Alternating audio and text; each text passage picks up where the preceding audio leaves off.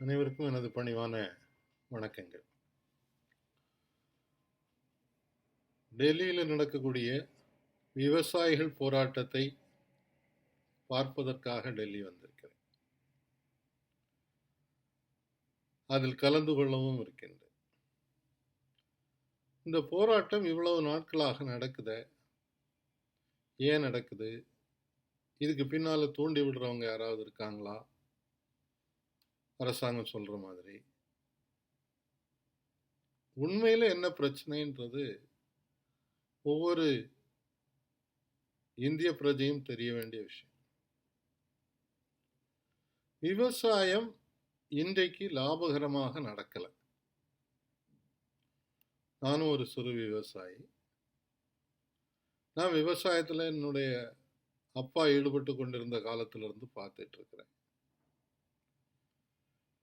அன்றைக்கு இருந்த நிலைமை வேற, இன்னைக்கு இருக்கக்கூடிய நிலைமை வேற. இன்றைக்கு அதில் கிடைக்கக்கூடிய உற்பத்திக்கு இடுபொருட்களுக்கான விலை கூடிக்கிட்டே போகுது.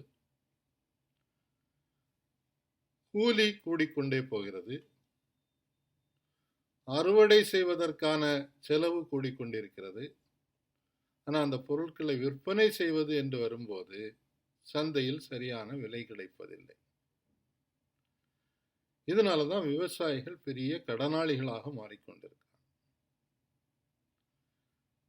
வங்கிகளிலிருந்து குறைந்த வட்டியில் கடன் கிடைத்தால் விவசாயிகளுக்கு ஒரு பெரிய உதவியாக இருக்கும். கடந்த 30 ஆண்டுகளாக பார்த்தோம்னு சொன்னா பொதுத்துறை வங்கிகள் கூட கொடுக்கக்கூடிய சிறு கடன்கள் குறைந்து கொண்டே போயிருக்கிறது. விவசாய கடன் கூடுதல் கொடுத்துருக்குறோம் அப்படின்னு சொல்றது என்பது உண்மையில பார்த்தீங்கன்னு சொன்னா போன வருஷம் எவ்வளோ கடன் இருந்தோ அதுக்கு ஒரு 10% வட்டி போட்டு அந்த வட்டியும் சேர்த்து அந்த கடன் மறுசுழற்சி செய்யப்படுகிறது. உண்மையில புதுசாக கடன் விவசாயிக்கு கிடைக்கல. வேற வழி இல்லாம கந்து வட்டிக்காரர்கள்ட்ட போறாங்க. அந்த கடனை திருப்பி கொட்ட முடியாமல் தற்கொலை செய்வது என்பது நிறைய நடந்திருக்கிறதை பார்த்தோம். அப்போ இன்றைக்கு இந்த விவசாயிகளுக்கு போராடுவதற்கான காரணத்திற்கு ஒரு தூண்டுதலாக இருந்தது இந்த 3 சட்டங்கள்.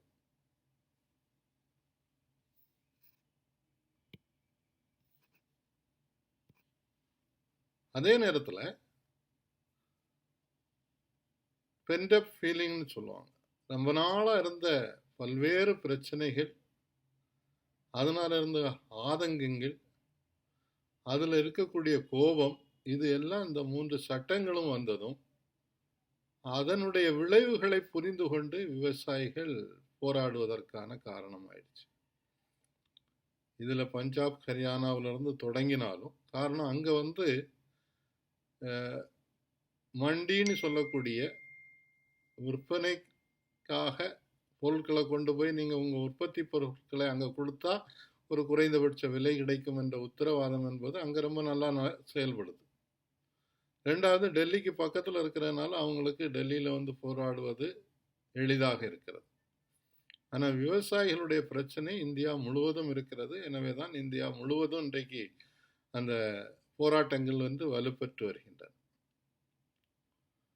இப்ப இதுல வங்கிகள் என்ன செய்ய முடியும் அப்படின்னு பார்த்தோம்னா, இன்னைக்கு சாதாரண விவசாயிகளுக்கு கடன் கொடுப்பது என்பது கூட்டுறவு வங்கிகள் கொஞ்சம் கொடுத்துருக்குறாங்க. கிராமத்தில் இருக்கக்கூடிய பிரைமரி அக்ரிகல்ச்சர் கோஆபரேட்டிவ் சொசைட்டின்னு சொல்றாங்க, கூட்டுறவு சங்கங்கள், விவசாய கூட்டுறவு சங்கங்கள், அதுல கொஞ்சம் கடன் கிடைக்குது. விவசாயிகளுக்கு கூடுதலாக கடன் கொடுக்கணும், கிராமப்புறத்தில் கூடுதலாக கடன் கொடுக்கணும்னு சொல்லி தான் கிராமப்புற வளர்ச்சி வங்கிகள் தொடங்கப்பட்டன. 96 வங்கிகள் இருந்தது. அது கொஞ்சம் கொஞ்சமாக குறைச்சி இப்போ அதனுடைய எண்ணிக்கை நாளுக்கு நாள் குறைந்து கொண்டே இருக்கிறது. அவங்க கிராமப்புறங்களில் விரிவாக்கம் செய்வதும் நின்று போச்சு. அடுத்து இருக்கிறது பொதுத்துறை வங்கிகள். பொதுத்துறை வங்கிகள் 20 வங்கிகள் இருந்ததை இப்போ 12 வங்கிகளாக குறைத்திருக்கிறார்கள். கடந்த சில ஆண்டுகளில் மட்டும் 3500 கிளைகள் மூடப்பட்டிருக்கிறது. அப்படி இருக்கக்கூடிய சூழ்நிலையில் இந்த விவசாயிகளுக்கு கடன்கள் கிடைப்பது என்பது ஒரு பெரிய கேள்விக்குறியாக இருக்குது. தனியார் வங்கியில் எப்படியும் சாதாரண சின்ன விவசாயிக்கெல்லாம் கடன் கொடுக்கறது. ஏற்கனவே ஒரு விதிமுறை இருக்கிறது. மொத்த கடனில் ஒரு வங்கிகள் கொடுக்கக்கூடிய மொத்த கடனில் 18% விவசாயிகளுக்கு கொடுக்கணும்னு சொல்லி. ஆனால் அந்த விவசாயிகளுக்கு கடன் கொடுக்கறது இன்னைக்கு யாருக்கு கொடுக்குறாங்கன்னு சொன்னால், விவசாயம் சார்ந்த தொழில்களும் சேர்த்து விவசாயமாக மாற்றிட்டாங்க. நீங்கள் தண்ணீர் உற்பத்தி செய்கிறதும் விவசாயமா, நீங்கள் பதப்படுத்தக்கூடிய தொழிலும் விவசாயம்தான். விவசாய பொருட்களை விற்பனை செய்வதற்காக கடன் வச்சிங்கன்னா அதுவும் விவசாயம். இப்படின்னு வரும்போது பெரிய கடன்கள் வாங்கக்கூடியவங்களுக்கு கடன் கிடைச்சிட்டு, ஆனால் சிறு கடன்கள் கிடைக்கல. இப்போ இதில் முக்கியமாக மத்திய அரசு தலையிட்டு கிராமப்புறங்களில் கூட்டுறவு வங்கிகள், கூட்டுறவு சங்கங்கள், பொதுத்துறை வங்கிகள், கிராம வளர்ச்சி வங்கிகள் இதனுடைய கிளைகளை அதிகரித்து அவங்கள கட்டாயமாக கூடுதல் கடன் புதிய கடன்களாக கொடுக்கணும்னு சொன்னாதான் ஒரு விமோசனம் கிடைக்கும். இது முதல் விஷயம். ரெண்டாவது, இன்னைக்கு நிறைய பேர் கேள்வி கேட்குறாங்க. விவசாயிகள்லாம் பல போராட்டங்களில் கடனை தள்ளுபடி செய்யுங்கன்னு கேட்குறாங்களே, அது நியாயமா? இந்த நாட்டில் பல லட்சம் கோடிகள் பெருமுதலாளிகளுக்கு தள்ளுபடி செய்யப்பட்டிருக்கிறது. கடந்த 6 ஆண்டுகளில் மட்டும் தள்ளுபடி செய்திருக்கிறது 6.5 லட்சம் கோடிக்கு மேல் தள்ளுபடி செய்யப்பட்டிருக்கிறது.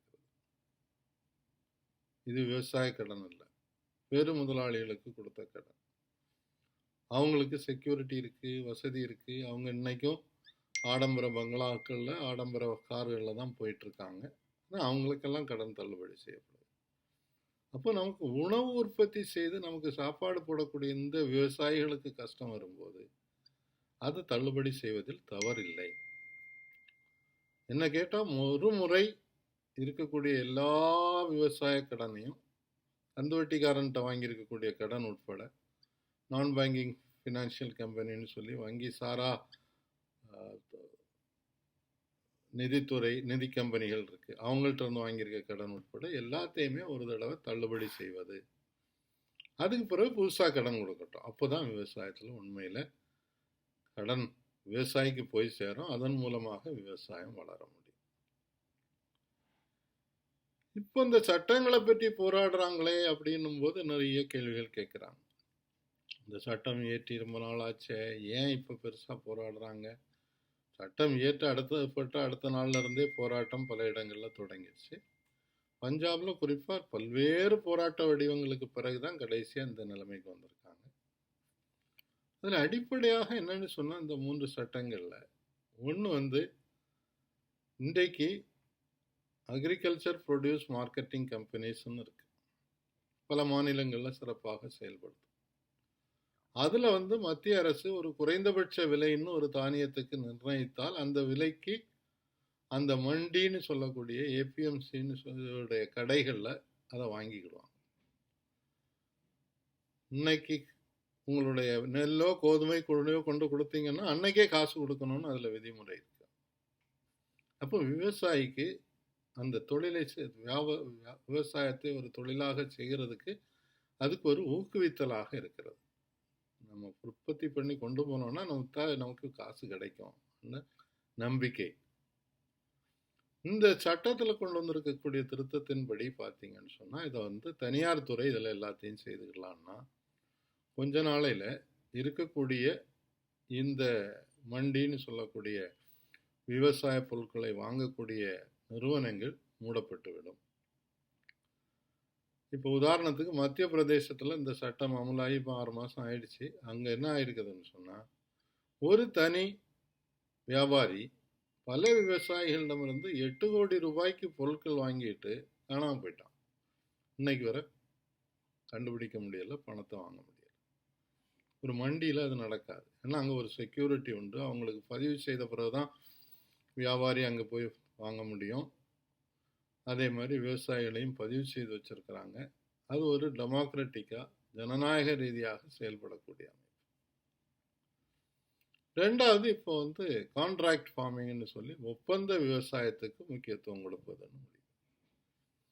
அதில் என்ன பெரிய பாதிப்பு வரும்னு சொன்னால், ஒப்பந்த விவசாயம்னு வரும்போது இந்த பொருளை வாங்கக்கூடியவங்களுக்கு என்ன உற்பத்தி செய்யணும்னு அவங்க நினைக்கிறாங்களோ அந்த பொருள் தான் அவங்களுக்கு கொடுப்பாங்க. நெல் போடாதப்பா, அதுக்கு பதிலாக நீ கிராம்பு போடு அல்லது தக்காளி போடு, அதுக்கு தான் இப்போ விலை கிடைக்கும்னு சொன்னால் விவசாயி அதைத்தான் செய்தாகும். விலையை தீர்மானிப்பவர்கள் அவர்களாக இருப்பார்கள்.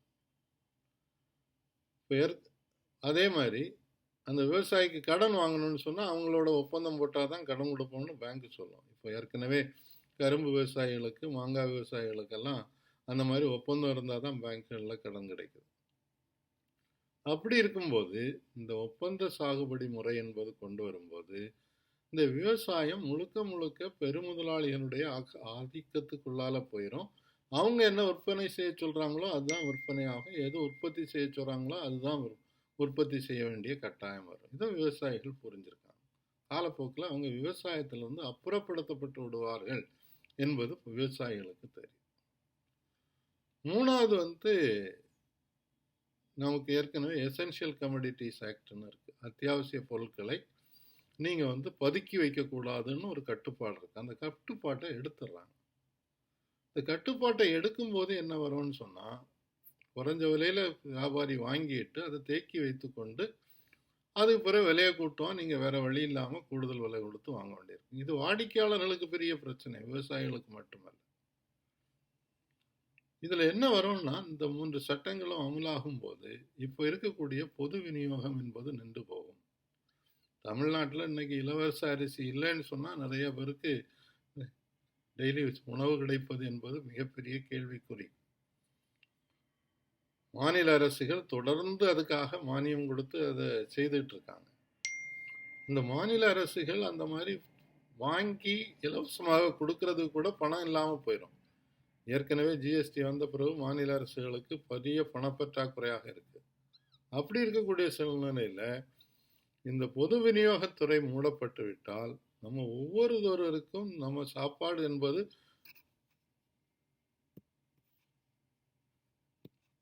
ஒரு பெரிய பிரச்சனையாக மாறிவிடும் என்பதுதான் நம்ம கவலையோட பார்க்க வேண்டியிருக்கு. இப்போ இதில் என்ன ஒன்று சொல்கிறாங்க, ஏன் இந்த மாதிரி அடானி அம்பானிக்கு எதிராக சட்டம் போடுறாங்க, அவங்களுக்கும் இவங்களுக்கும் இதில் என்ன, அவங்க ஏதோ வியாபாரம் பண்ணிகிட்டு இருக்காங்க, அதே மாதிரி ஐஎம்எஃப்க்கு எதிராக குரல் கொடுக்குறாங்க அப்படின்னு சொல்லி கேட்குறாங்க. இன்னைக்கு உலக பணக்காரர்களில் 2வது இடத்துல இருக்கிறது முகேஷ் அம்பானி. மிக வேகமாக வளர்ந்து கொண்டு இப்போ 42வது இடத்துல இருக்கிறது அடானி. இவங்கெல்லாம் நிறைய ஆதாரபூர்வமான பல புத்தகங்கள், செய்திகள் மூலமாக பார்க்கும்போது நேர்மையாக வியாபாரம் செய்து அவங்க முன்னேறலை. அரசாங்கத்தோடு ஒரு கூட்டு வைத்து கொண்டு ஆட்சியில் இருக்கிறவங்களோட தேர்தலுக்கு உதவி செய்கிறது, வழிகாட்டுறது, அந்த மாதிரி காசு கொடுத்து நல்ல செல்வாக்கை பெற்று கொண்டிருக்கிறதுனால அவங்க என்ன தவறு செய்தாலும் அதை தட்டி கேட்பதில்லைன்றது கண்கூடா. தமிழ்நாட்டில் இப்போ பார்க்குறோம், அடானிக்கு எதிராக ஒரு பெரிய போராட்டம் காட்டுப்பள்ளியில் நடக்குது. ஒரு 300 ஏக்கர் துறைமுகத்தை 6000 ஏக்கர் துறைமுகமாக மாற்றுறதுன்னு அந்த ஆள் முடிவு பண்ணி மத்திய அரசுக்கு கேட்குறாரு. மத்திய அரசும் அதை பற்றி ஒரு விசாரணை நடத்துறாங்க. இன்னைக்கு இந்த நாட்டில் இருக்கக்கூடிய 12 துறைமுகங்கள் அவருடைய கையில் இருக்குது, 7 விமான நிலையங்கள் அவர் கையில் இருக்குது, பல்வேறு துறைகளில் அவங்க செய்துட்டு இருக்காங்க. இப்போது உணவு பாதுகாப்பு துறையிலையும் 40% இந்த லாஜிஸ்டிக்ஸ் எல்லாம் அவங்க கொடுக்கறது பண்ணுறதுன்னு சொல்லி ஒப்பந்தம் போட்டிருக்காங்க. இப்போவே ரயில் ஓட்டுறது, குறிப்பாக அந்த கார்கோ கொண்டு போகக்கூடிய பொருட்கள் கொண்டு போகக்கூடிய ட்ரெயின் எல்லாம் வந்து அடானியினுடைய ட்ரெயினாக மாற்றி கொண்டிருக்கிறார்கள்ன்றெல்லாம் பார்க்கும். அப்போது இவங்களுடைய ஆதிக்கத்தில் முழுக்க முழுக்க வியாபாரமும் விவசாயமும் சேர்ந்து வரும்போது விவசாயிகள் அவங்களோட சார்ந்து இருக்கக்கூடிய கட்டாயம் என்பது வந்து விடுகிறது. இதை வந்து ஐஎம்எஃப் ஆதரிக்கவும் செய்கிறது. அதனால தான் ஐஎம்எஃப்பையும் எதிர்க்கிறாங்க. ஐஎம்எஃப்னுடைய கொள்கைகளில் இருக்கக்கூடிய பிரச்சனைகளை எதிர்க்காங்க. அதை பற்றி அதுக்கு கொடும்பாவி எதிர்க்கிறாங்க. அடானி அம்பானியுடைய பொருட்களை புறக்கணிக்க சொல்றாங்க. அதுல மிகப்பெரிய ஒரு நியாயம் இருக்கிறது. சரி, இப்போ என்னதான் செய்யணும் அப்படின்னு சிலர் கேட்குறாங்க. ரொம்ப சிம்பிள். கோர்ட்டுக்கு போனாங்க. கோர்ட் இந்த கொஞ்ச நாளைக்கு இந்த சட்டத்தை நிறுத்தி வைக்கிறோம்னு சொன்னோம். அதுக்கு சொன்னாங்க. அதுக்கு பிறகு பார்த்தீங்கன்னா மத்திய அரசு நான் 1.5 வருஷம் தள்ளி போடுறேன். அப்படி தள்ளி போடுறதா இருந்தால் அதை வித்ட்ரா பண்ணுறதுல ரிப்பீல் பண்ணுறதுல என்ன பிரச்சனை? அதை வாபஸ் வாங்கிருங்க. ஏன்னா அந்த சட்டங்கள் முழுக்க முழுக்க விவசாய நலன்களுக்கு, சாதாரண மக்களுக்கு, இந்த நாட்டினுடைய பெரும்பகுதி மக்களுக்கு பாதிக்கக்கூடிய சரத்துக்கள் இருக்கிறதுனால தான் இவ்வளோ பெரிய போராட்டம் நடக்குது. இதில் வீம்பு பேசுறதுக்கு அவசியம் இல்லை. தவறு செய்யும்போது அதை ஏற்றுக்கொண்டு அந்த தவறை திருத்திக் கொள்வதுதான் அரசாங்கம். அரசாங்கம் நமக்காக இருக்கக்கூடிய அரசம் தானே. நாம போடக்கூடிய நாம கொடுக்கக்கூடிய வரி பணத்திலிருந்து தானே அரசாங்கம் நடக்குது. அப்போ பெரும்பாலான மக்கள் அதற்கு எதிராக குரல் கொடுக்கும் போது அதை வாபஸ் வாங்கிட்டு விவசாயத்துக்கு நிறைய செய்ய வேண்டியிருக்கு. உணவு பாதுகாப்பத்தை எப்படி உத்தரவாதப்படுத்துவது, இடுபொருட்களுடைய விலையை எப்படி குறைப்பது, விவசாயத்திற்கான வசதிகளை, அடிப்படை வசதிகளை, தண்ணீர் போக்குவரத்து போன்ற வசதிகளை எப்படி செய்கிறது, விவசாய பொருட்களை தேக்கி வைப்பதற்கான கிட்டங்கிகள் எப்படி வைக்கிறதுக்கு உதவி செய்கிறது, உணவுப் பொருட்களை, அந்த உற்பத்தி பொருட்களை பதப்படுத்துவதற்கான தொழிற்சாலைகள் எப்படி அனுப்புவது, அதை விற்பனை செய்வதற்கான உதவிகள் செய்வது, அதற்கான சிறு சிறு சந்தைகளை ஊக்குவிப்பது, இப்படி ஏராளமான விஷயங்கள் செய்ய வேண்டியது இருக்குது. இதை பற்றி பல பரிந்துரைகள் ஏற்கனவே செய்திருக்காங்க. 1990 திரு தேவசகாயம் ஐஏஎஸ் உறுப்பினராக இருந்த ஒரு குழு கொடுத்த ஒரு அறிக்கையில் எப்படியெல்லாம் இது செய்யலாம்னு அப்போவே ரொம்ப அழகான பரிந்துரைகள் இருக்கு. ஆனால் இன்னைக்கு வரை அமுல்படுத்தப்படவில்லை. பின்னாலே MS சுவாமிநாதன் கமிட்டி சொல்கிறான் குறைந்தபட்ச விலை எப்படி தீர்மானிக்கிறதுன்றதெல்லாம் பற்றி. அப்போது அரசாங்கம் மக்களுக்கான அரசாங்கமாக இருக்க வேண்டும், மக்கள் நலனுக்கான அரசாங்கமாக இருக்கணும். அப்போ இந்த நாட்டில் இன்னைக்கும் விவசாயத்தை சார்ந்து தான் 60% மக்கள் இருக்கக்கூடிய சூழ்நிலையில் அவர்கள் நலன் கருதி ஒரு திட்டத்தை மக்களோடு கலந்து பேசி, பாதிக்கப்பட்ட விவசாயிகளோடு கலந்து பேசி, நிபுணர்களோடு கலந்து பேசி புதிய திட்டம் ஒன்றை உருவாக்குவது என்பது விவசாயத்தை மேம்படுத்துவதற்கு உதவும். அது இந்த நாட்டினுடைய முன்னேற்றத்திற்கு, நாட்டு மக்களுடைய பெரும்பான்மை மக்களுடைய முன்னேற்றத்திற்கு உதவியாக இருக்கும். எனவே அதை மத்திய அரசு செய்ய வேண்டும் என்பதுதான் எல்லோருடைய கோரிக்கை, என்னுடைய கோரிக்கையும் கூட. நன்றி, வணக்கம்.